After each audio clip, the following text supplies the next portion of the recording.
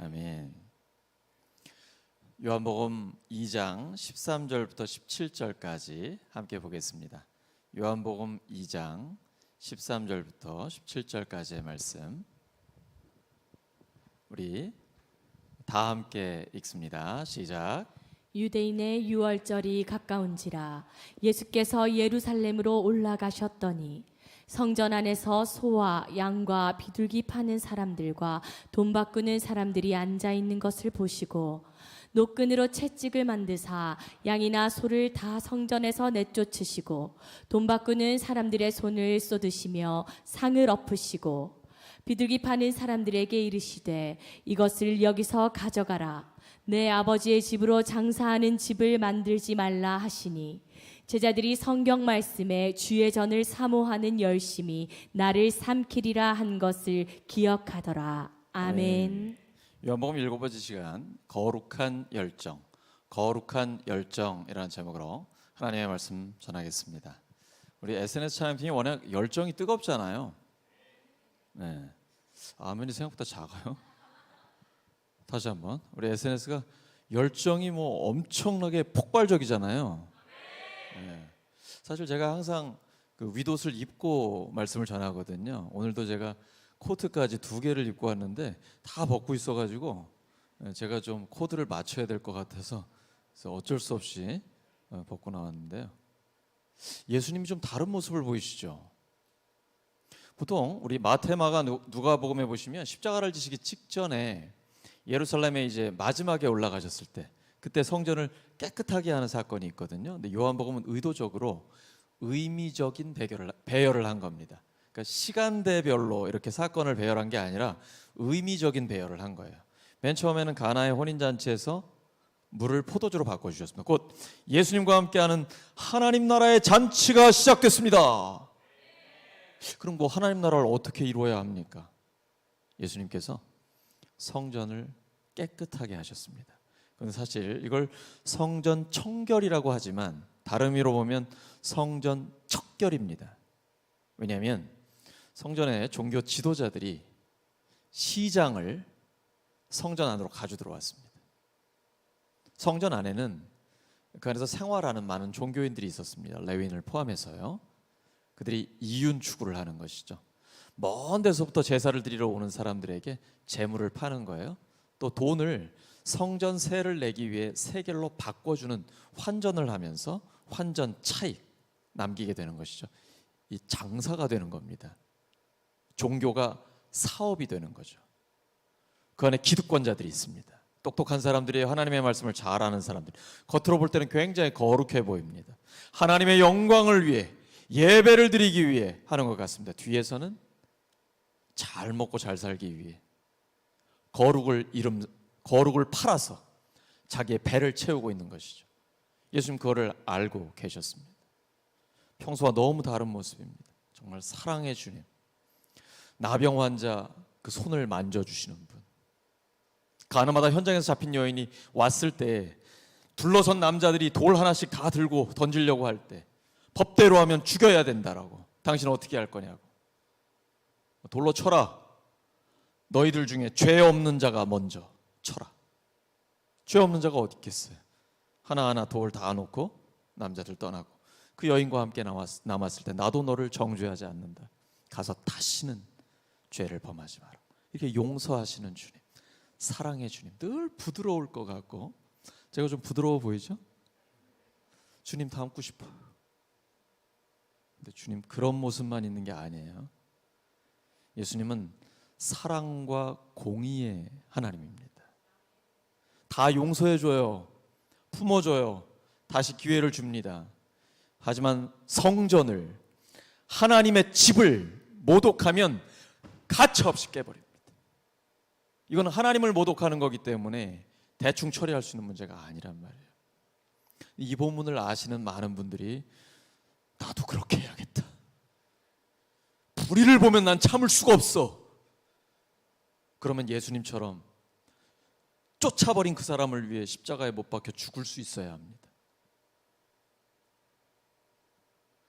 그런 사랑을 할 수 있는 예수님이기 때문에 그들에게 공의를 담대하게 행할 수 있는 거룩한 분노를 보여주신 것이죠. 우리가 정말 예수님처럼 사랑과 공의의 하나님으로서의 권위가 있고 그들을 위해 십자가에 못 박혀 죽어줄 수 있는 사랑이 있다면 그렇게 해도 됩니다. 그렇지 않다면 정말 조심해야 됩니다. 거룩한 분노와 조절되지 않는 격분은 다른 것입니다. 자기 감정을 추스르지 못하고 개인적으로 이 폭발하는 것을 절제하지 못해서 분노하는 것과 하나님의 영광을 위해, 교회를 위해 일어서서 의로운 분노로 나아가는 것은 전혀 다른 것입니다. 예수님 지금 보여주신 것은 공의의 하나님으로서 그들을 위해 죽어주신 사랑의 주님으로서 성전을 깨끗하게 하신 것입니다. 그리고 이렇게 말씀하시죠. 이 성전을 헐라 내가 3일 만에 다시 세우리라. 예수님의 십자가와 부활을 통해 참 하나님의 나라가 시작되는 것입니다. 이렇게 예수님의 피값으로 세워주신 교회는 어디에 우선순위를 두어야 할까요? 첫 번째는 하나님을 찬양하고 예배하는 데 최우선순위를 두어야 합니다. 교회의 존재 목적이 무엇입니까? 왜 교회로 모이는 거예요?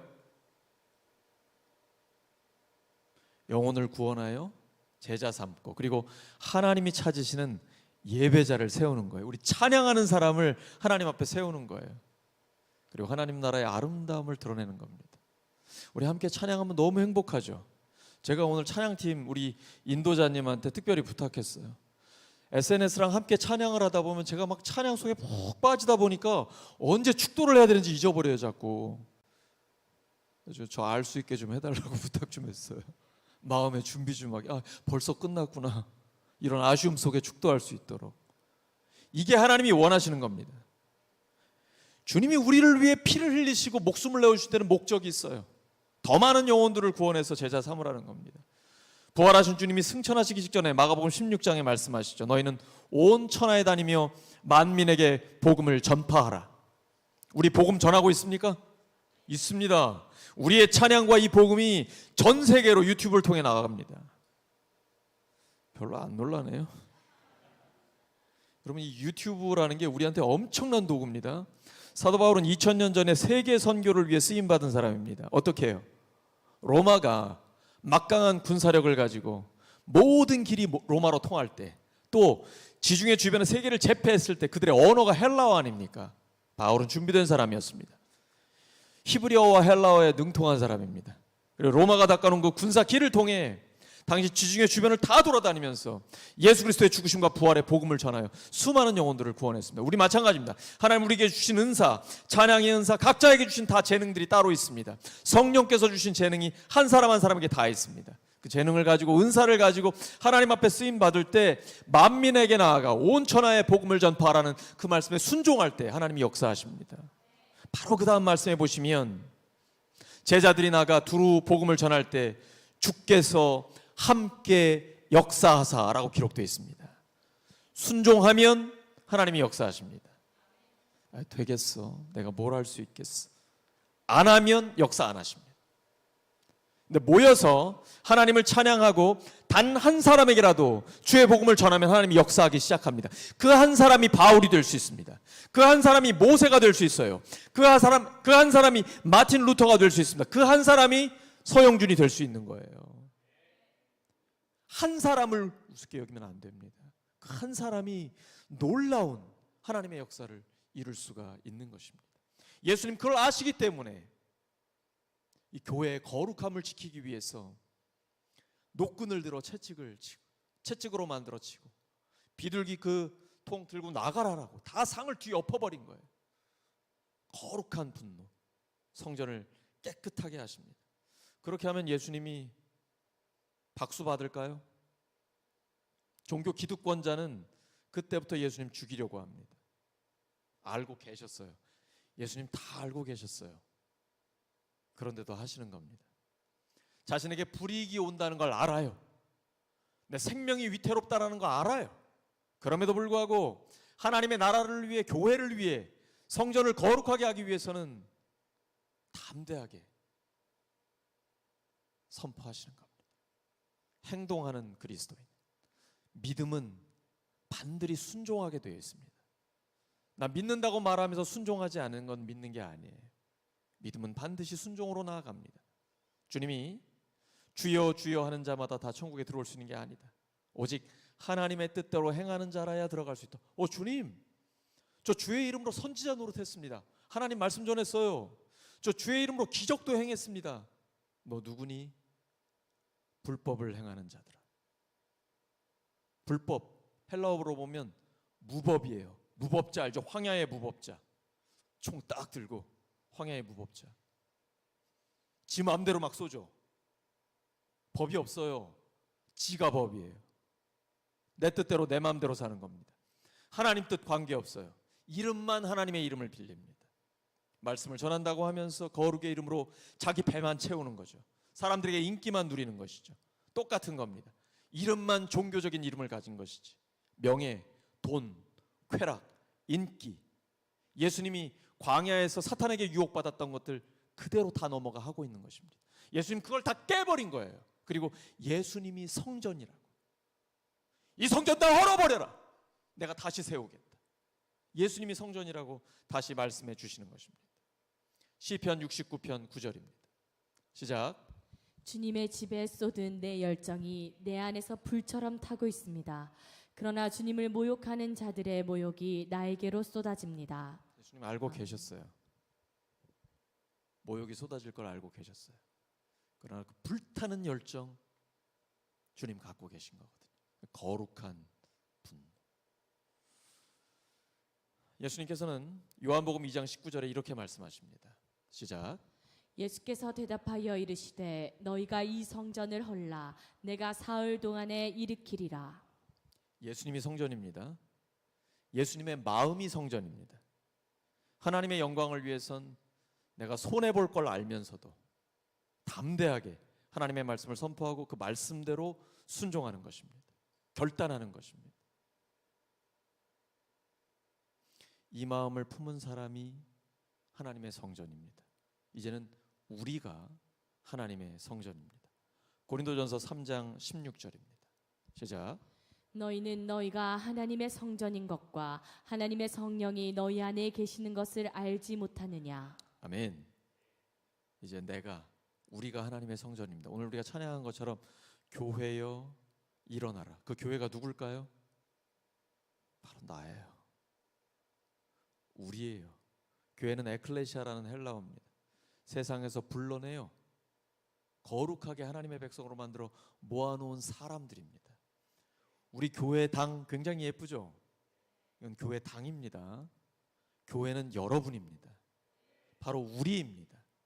교회가 일어나야 합니다. 거룩한 열정을 회복해야 합니다. 주님이 품으신 그 뜨거운 사랑을 우리가 가져야 합니다. 오늘 시작하는 찬양부터 얼마나 하나님의 은혜가 우리에게 부어지는지 주여 그 마음을 주시옵소서. 두려움과 실패는 다 내려놓고 다시 주님이 부르신 부름의 상을 향하여 표대를 향하여 미래를 향하여 달려갑니다. 교회에 일어나라. 거룩한 열정을 회복하라. 하나님이 찾으시는 그 찬양의 사람 예배자로 서기를 예수 그리스도의 이름으로 축원합니다. 함께 기도합니다. 하나님 아버지, 예수님처럼 뜨거운 사랑, 거룩한 열정의 사람이 되기를 소망합니다. 하나님이 찾으시는 그 찬양의 사람 예배자가 되게 하여 주시옵소서. 십자가와 부활의 영광을 바라봅니다. 교회의 거룩함을 회복하게 하여 주시옵소서. 그 거룩한 열정으로 주님 앞에 끝까지 쓰임받는 저희들 되게 하여 주시옵소서. 예수 그리스도의 이름으로 기도드립니다.